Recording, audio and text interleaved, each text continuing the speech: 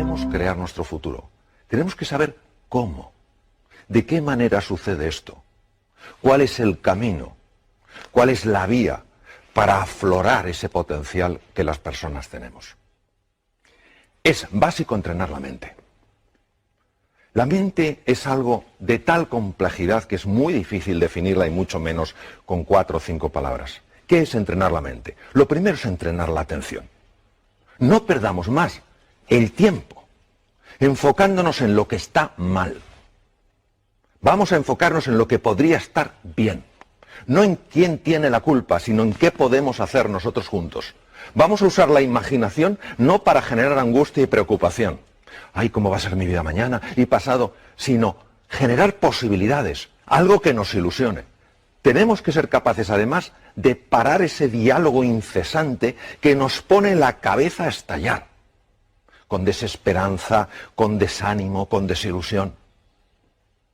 Necesitamos entrenarnos en la reflexión. La palabra inteligencia viene de la raíz latina, interlegere, que quiere decir mirar dentro. Pero ¿qué pasa? Que cuando estamos hablando de entrenar la mente nos suena un poco extraño. ¿Cómo? ¿Es que una persona que quiera aprender un nuevo idioma no tiene que entrenarse? ¿Es que alguien que quiera aprender un nuevo deporte no tiene que entrenarse? Porque la mente no se va a entrenar. Necesitamos entrenarnos en fortaleza mental y en fortaleza emocional. Porque el mundo en el que estamos es un mundo complejo e incierto. Pero una cosa es la complejidad y la incertidumbre y otra es la desorientación. No podemos estar además desorientados. ¿Cómo nos orientamos? A través del entrenamiento mental. La creatividad es básica, todos lo sabemos. ¿Por qué es tan importante la creatividad? Porque es la que te permite aprovechar las posibilidades que la realidad te ofrece para crear un campo de juego que te abra nuevas oportunidades. ¿Pero qué nos pasa? Nos pasa que cuando pensamos en la creatividad pensamos que para ser creativo hay que haber pasado por la universidad, hay que tener 27 másters, etc. Eso no es verdad. La creatividad es consustancial con el ser humano, está en cada uno de nosotros. No hay un solo ser humano que no sea creativo. Lo que pasa es que muchos que sí creen que no son creativos. Y entonces no crean nada novedoso porque ellos no creen que en su interior hay ese potencial. La clave para la creatividad es la pasión. Tenemos que encontrar esa palanca emocional, ese motivo, esa ilusión que nos levante por la mañana con hambre de hacer algo nuevo, de encontrar la relación entre cosas que aparentemente no están relacionadas. Por eso el estado de ánimo es clave, que creamos en nosotros y en nuestro potencial.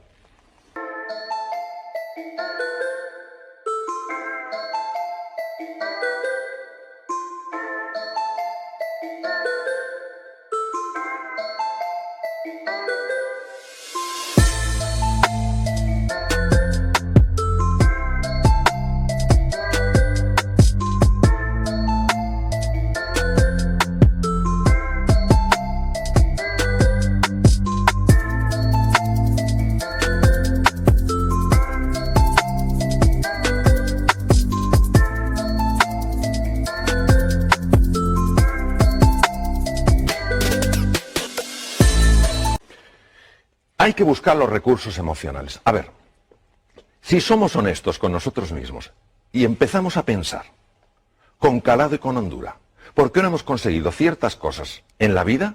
Nos daremos cuenta que la mayor parte de las veces no ha sido por falta de conocimientos o falta de erudición, sino porque nos ha faltado pasión, o nos ha faltado compromiso, o nos ha faltado determinación, o nos ha faltado autoconfianza. ¿Qué es buscar esos recursos emocionales? Es en ese abanico de colores irte a tu pasado y decir, vamos a ver, ¿cuándo en mi vida he tenido realmente coraje? Y seguro que encuentras un momento en tu vida en el que hayas sido valiente y audaz. Tienes que traerlo ahora, tienes que recordar quién eres, porque se nos olvida la grandeza que hay en nuestro interior. Inventar el futuro. La forma en la que creamos nuevas realidades es absurda. Consultamos al pasado y le decimos, pasado, yo he podido hacer esto, y el pasado dice, no, pues entonces no podré. ¿Pero qué es eso? ¿Pero qué es eso? ¿Cómo va el pasado a determinar nuestro futuro? Es al revés, ¿cómo hay que hacerlo? Hay que crear esa idea que nos apasione, que nos ilusione, que tire de nosotros, y a partir del futuro empezar a construir hacia el presente. Para llegar allí, ¿qué tengo que hacer primero? Pues tengo que hacer esto, y para hacer esto, ¿qué tengo que hacer? Esto, pum, pum, pum. Es que es radicalmente distinto, pero lo hacemos al revés. Vamos del pasado al futuro. No, señor. El pasado no tiene por qué predecir tu futuro. Para nada. Está muy bien que te informe, por supuesto, pero que no te determine. Emociones aflictivas. ¿Qué es una emoción aflictiva? Una emoción aflictiva es aquella que no te da nada valioso. Por ejemplo, si yo me encuentro con un tigre, es lógico que sienta miedo, y es muy bueno que sienta miedo porque eso me da opciones de supervivencia. Pero si yo estoy en este estudio contigo, en un entorno agradable y acogedor, y tengo miedo, eso me paraliza, no me da nada.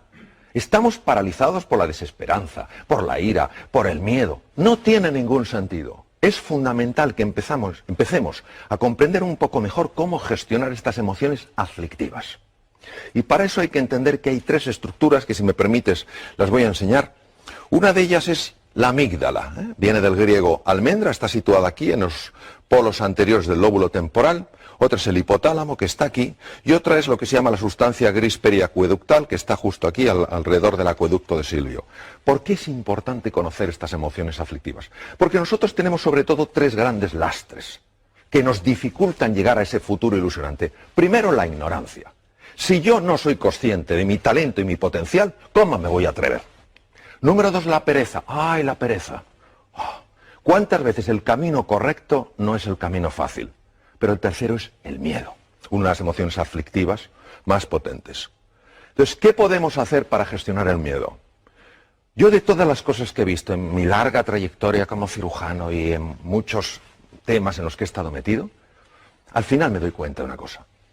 El miedo, cuando te engancha, hay que gestionarlo por vía física, utilizando técnicas físicas, técnicas respiratorias, gestionando el diafragma porque es el que te cambia la química hormonal, cambiando el foco de tu atención, utilizando colores. ¿Por qué colores? Pues no lo sabemos. Esto lo descubrieron científicos orientales hace miles de años. Los colores tienen un impacto tremendo en el hemisferio derecho del cerebro, que es el que gestiona estas cosas.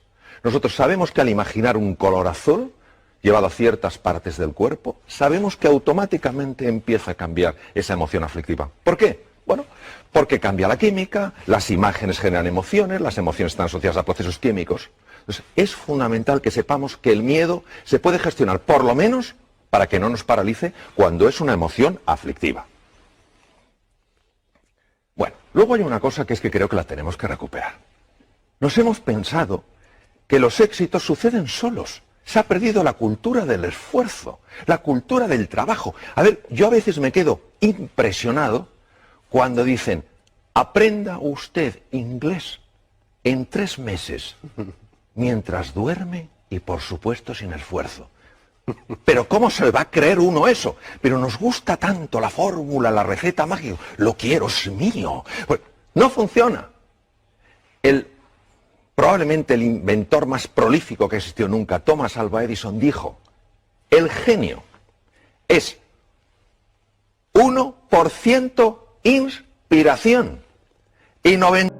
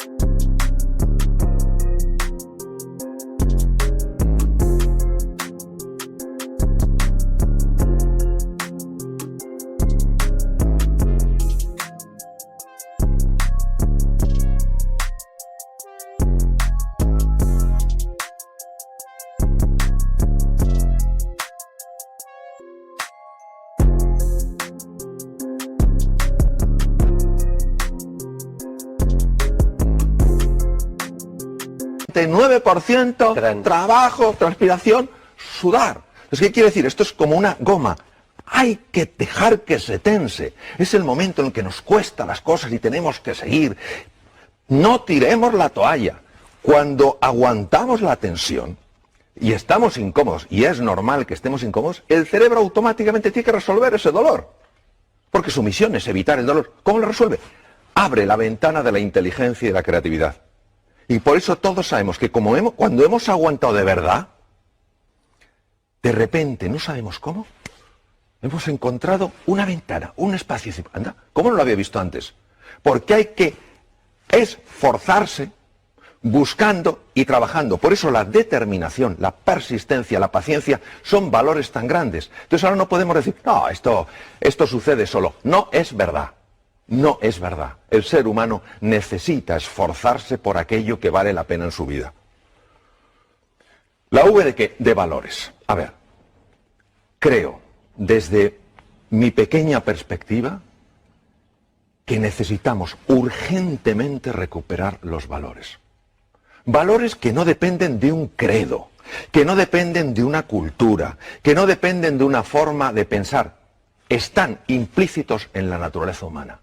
¿Qué es un valor? Un valor es todo aquello que a mí, como ser humano, me perfecciona.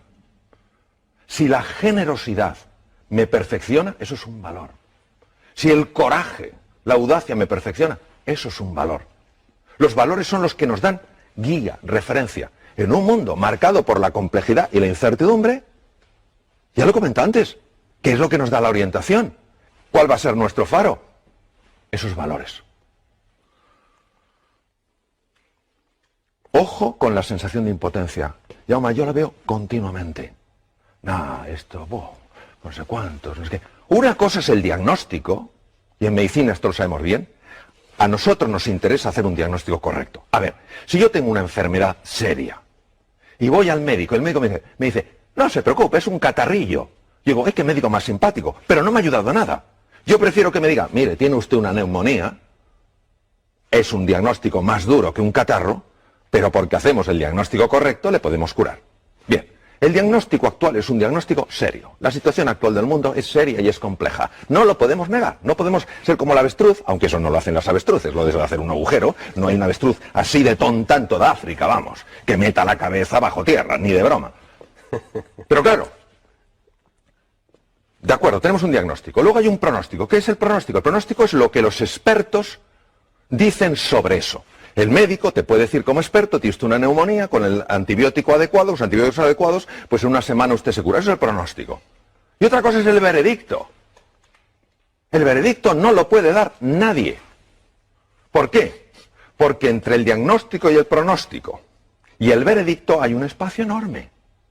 ¿Cuál? El uso de mi libertad y de mi potencialidad como ser humano. Todavía me acuerdo de una persona en el Memorial de Nueva York, uno de los mejores hospitales del mundo, unos 2 mejores, tenía un carcinoma pulmonar, una variedad muy severa y muy avanzada. Le dijeron, tiene usted 3 meses de vida. Diagnóstico era correcto, carcinoma pulmonar en un estadio muy avanzado. Pronóstico, desde el punto de vista estadístico, usted tiene 3 meses de vida, pero se lo dijeron como un veredicto, usted tiene 3 meses de vida. Y este señor dijo, lo siento, compro su diagnóstico, compro su pronóstico, pero no su veredicto. Tengo demasiadas cosas que hacer. Vivió 3 años. Entonces, esto no es sencillamente un caso extraño.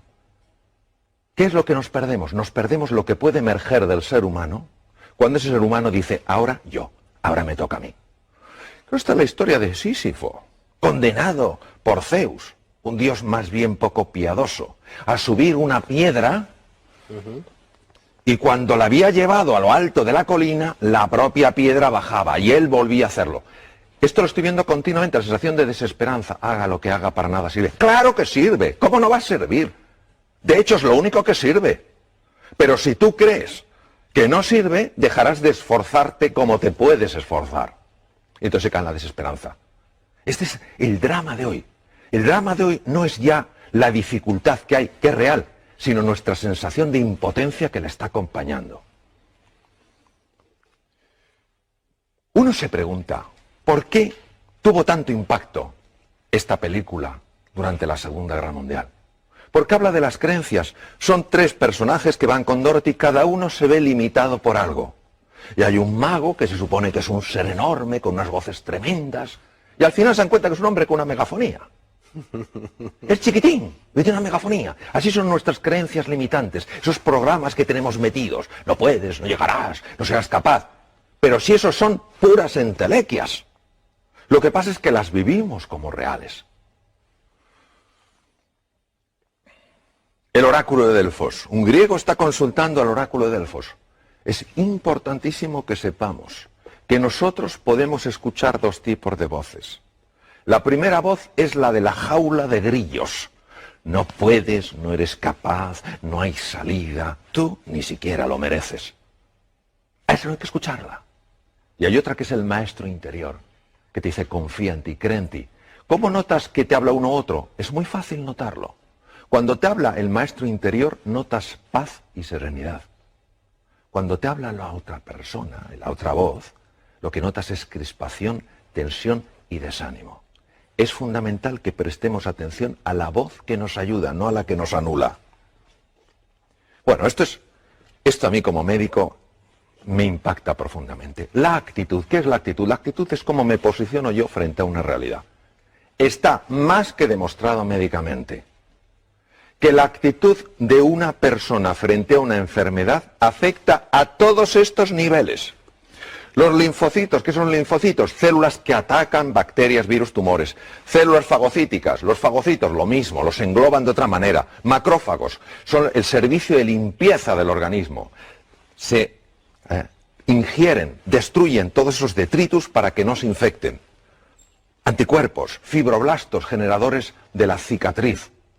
Todo esto es afectado por la actitud. Y uno dirá, ¿pero cómo es posible? Porque la actitud afecta mis emociones. Mis emociones son procesos químicos. Y todas estas células que vemos en la pantalla tienen receptores para esas moléculas. Claro, no es lo mismo que a un linfocito que tiene que pelear con una bacteria se le pegue la molécula del entusiasmo que la del desánimo. Porque imagínate un linfocito acercándose a una bacteria con la molécula del desánimo y el propio linfocito, claro, en el lenguaje linfocítico, diciendo, oh, yo con esta bacteria no tengo nada que hacer, yo me voy. Pero es que es así, es decir, lo digo en un plan un poco desenfadado, pero es que es así. Es que se ha demostrado que estas células reaccionan de manera radicalmente diferente según las moléculas de la emoción que se ajusten. Nelson Mandela, se puede aprender tanto de este hombre, que podía haber odiado tanto a sus carceleros. Tanto, tenía tantas razones. Y lo único que le importó es la reconciliación. Y él decía que la última libertad, la que nunca te quitarán, es tu libertad interior, tu libertad creativa. Claro que la libertad para moverte, esa te la pueden quitar. De hecho, él estuvo encarcelado 27 años en Robben Island. Pero tu libertad interior, ¿cómo quieres tú posicionarte frente a algo? Él eligió posicionarse no desde el odio, sino desde la voluntad de la reconciliación. Porque él sabía que no era el único prisionero, sabía que sus propios carceleros eran prisioneros de su propio odio. Vaya mensaje.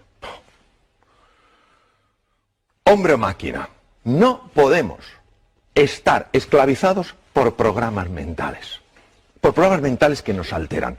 No somos criaturas que solo reaccionemos, que nos pinchan y quitamos el brazo, que nos queman y quitamos el otro brazo. Hemos de recuperar nuestra libertad interior y decir, de acuerdo, esta situación es dura, esta situación es compleja, no me gusta. Yo, si hubiera podido, no la hubiera elegido, pero me ha tocado. ¿Qué puedo hacer para relacionarme con esa situación con mucha más potencia y mucha más energía? Entonces, en ese momento, cuando yo utilizo mi libertad interior, mi libertad creativa, ¿qué es lo que me hace verdaderamente humano? Salgo de la dimensión de máquina. Ya no reacciono, ya no soy alguien que dependa exclusivamente de las circunstancias. Soy influido por las circunstancias, pero no soy determinado por ellas. Bueno, esto de llegar a las reuniones. A ver, ¿cuántos problemas tenemos hoy? Muchos. Pero si la energía para resolver problemas, esa es una energía que nos debilita. Lo que hay que decir es, señores, ¿qué desafíos tenemos hoy sobre la mesa? Se ha visto, cambiando palabras, problemas por desafíos, cómo la sangre cambia, porque cambian las hormonas, cambian las moléculas de las emociones. Entonces, vamos a dejar de hablar tanto de lo que está mal y vamos a hablar un poquito más de qué está pidiendo de nosotros la vida. Pues la vida lo que está pidiendo es que demos la talla que por naturaleza tenemos. Voy a terminar con 3 animales. Los 3 para mí tienen un mensaje. Adoro la naturaleza. Adoro la naturaleza. El águila tiene visión. Visión de alcance. No nos podemos quedar con la superficie, hay que ir más allá. No podemos tener una visión superficial, tenemos que ir con más profundidad. No podemos tener una visión estrecha, tenemos que ver una visión más ancha. Es un mundo ya todo conectado. La ley de sistemas está presente. Claro, esto llama a ese entrenamiento de la mirada, a mirar las cosas de una manera desacostumbrada. Segundo, el león. ¿Por qué el león duerme 2/3 partes del día? Uno dirá, porque tiene mucho sueño. No digo que no, pero porque confía en él, porque confía en la vida, porque confía en los demás. Es la confianza. Y el tercero es el actuar estratégicamente. A ver, todo esto, si solo se queda en un revulsivo emocional, en algo que me ilusiona, en algo que me entusiasma, pero no cojo yo y digo, y ahora me toca a mí dar el primer paso, no sirve para nada. Entonces, la actuación estratégica, es decir, bueno, quiero llegar aquí, ¿qué 4, 5, 6 cosas puedo poner en marcha simultáneamente para encaminarme? Si realmente nosotros creemos que podemos, vamos a subir muchísimo las posibilidades de poder. En la vida, Jaume, tú lo sabes igual que yo, solo tenemos una seguridad. En un momento determinado nos vamos a otra dimensión. Ahora, nosotros podemos jugar con más posibilidades. De eso se trata. Creyendo más en nosotros, en todos nosotros, y poniéndonos en marcha como aquellos que creen, desde luego es así como inventamos nuestro futuro.